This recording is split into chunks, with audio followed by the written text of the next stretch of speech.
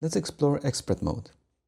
When you enable it, you will see a new set of controls under each parameter that has interpolation possibilities.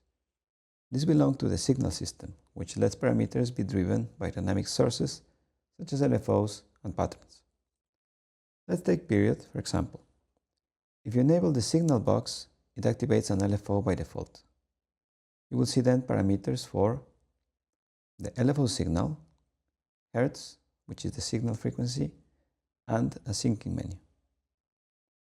The LFO signal defines the waveform, for instance, sine, gaussian, triangle, ramp, square, and pulse. Let's use a ramp for now. Hertz controls how fast the waveform cycles. So 1 Hertz equals 1 full cycle per second. So we set it to 1, the ramp completes every second. Now let's look at syncing. Syncing determines how the waveform's phase resets. In internal mode, it just runs automatically. Now, if we switch to manual mode, then it says you reset the phase manually by clicking on this button.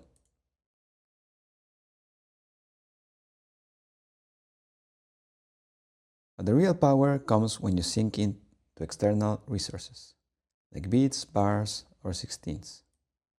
So if you choose bit mode, the ParameterMorpher might warn you that no transport is attached.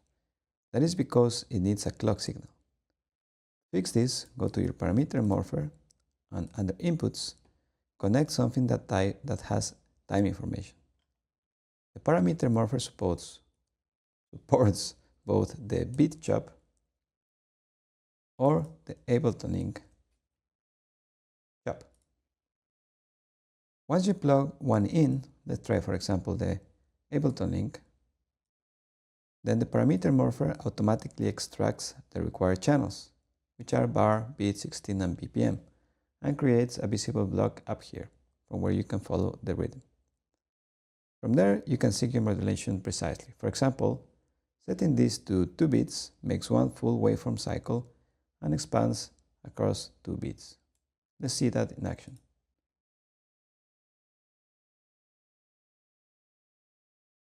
Now it has synced to 2 beats.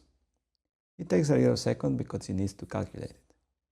You can also sync it by bars, 2 bars or 1 bar in this case, or 16ths, which we go really, really fast. Let's go back to bar.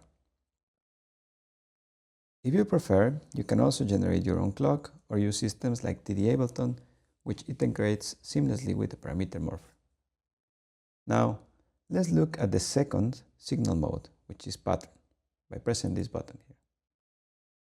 Patterns are inspired by the SuperCollider programming language, and they are a structured way of generating sequences or values for graphics or sound. When pattern mode is active, your available sources change to things like Pseq, Prand, Pxrand, etc. Pseq stands for pattern sequence. It cycles through a list of values, which you define in the sequence box. For example, type in 1, 2, or 3. We'll step through those numbers each time the sync triggers.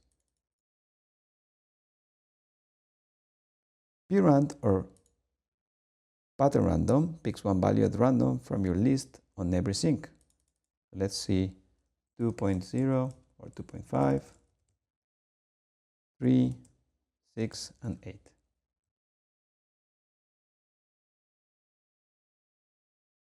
Patterns can also operate in raw or smooth mode. Raw jumps instantly between values, while smooth interpolates between them using a Gaussian filter.